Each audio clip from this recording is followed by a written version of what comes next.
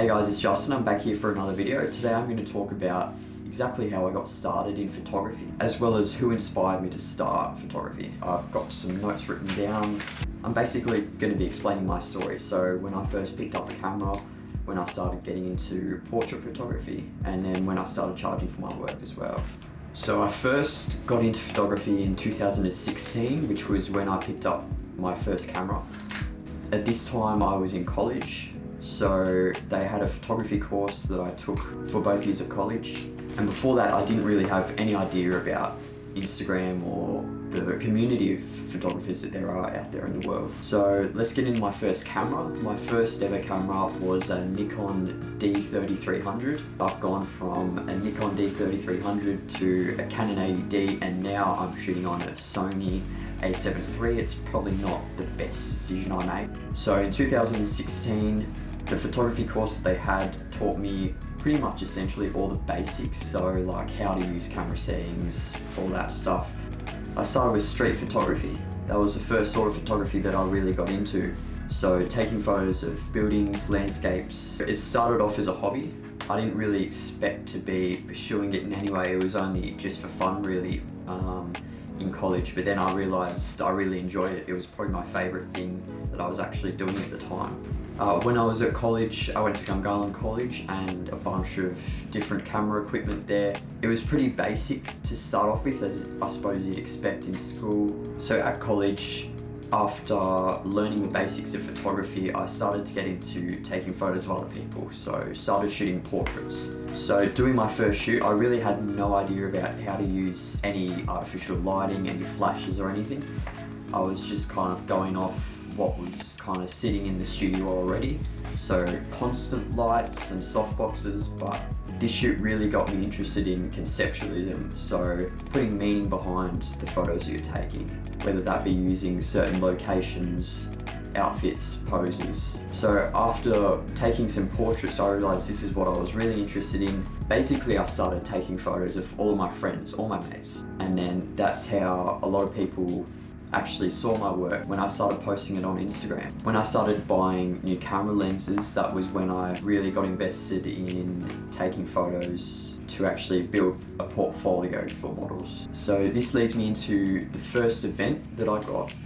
This was an 18th, and I'll show some of those photos. So this is in 2017. I don't remember the exact point where I was like, I can start making money with this. I was really obsessed with creating. Like, it wasn't something that I saw myself doing to get money from until I actually did my Cert 4 course. So that was focused on business, and that got me really interested in the fact that I could create portfolios for models and essentially do that for a living. While I was studying my Cert 4, I was also working a full-time job. So I was working 9-hour shifts 5 days a week, and then I was studying after work and on weekends as well. I finally finished that course in October 2018. So after paying off my debt for the course, I have just been freelancing and working on the side too. So while I was completing the course, obviously I had to do a lot of practical work then. That's when I really started to build up my portfolio.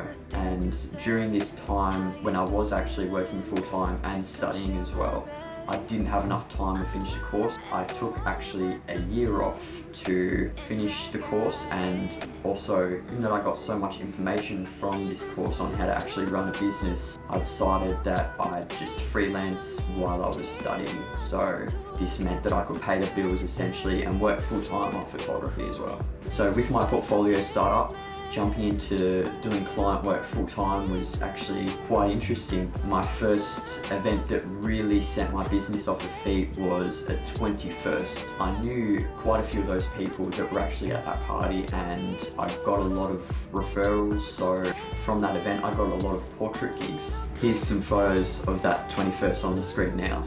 You can see it was Jessica's 21st, and also a couple of my friends, Alex, Sarge, were also there. The good thing about event photography is I can use it as a networking opportunity. So being able to have so many people there that are interested in getting photos opens up conversation, and it also allows me to use social media to connect with those people and actually give them free content in exchange for getting work essentially, so creating portrait portfolios. So after that event, I decided that I needed to bump up my rates, and now I feel that they're at a comfortable position. Obviously I know that I consistently have to update these based on how busy I am essentially. Those are the main events that led up to the startup of my photography business. Now it's almost the end of June 2019. I've really been enjoying the portrait work I've been doing. Most of it is with female models, but I also do the occasional work with a male model or work with friends if I feel like I just want to get out and shoot. So in the first 6 months of 2019, I'm really happy with where I've come. What I've been doing is I've been doing 3 outfit portrait shoots, mainly headshots, but also including full outfit photos in that as well. So something I've been contemplating is what direction do I want to take my work, and I figured out that I really want to continue doing all the portrait photography work that I have been doing, but I also want to expand into video too. What I'm going to be doing with video is I'm going to be doing a bunch of promos, a bunch of personal videos as well for YouTube, just to document what I've experienced. Also for my photo shoots, to be able to expand, what I really want to do is start doing some BTS. This will require me to have 2 cameras. One is a backup camera that will be filming me while I'm actually taking the photos on portrait shoot. This will help me to explain in more detail how I actually got my images and give you a good visual representation. So basically that's my story. Thank you for watching. I'll see you in the next video.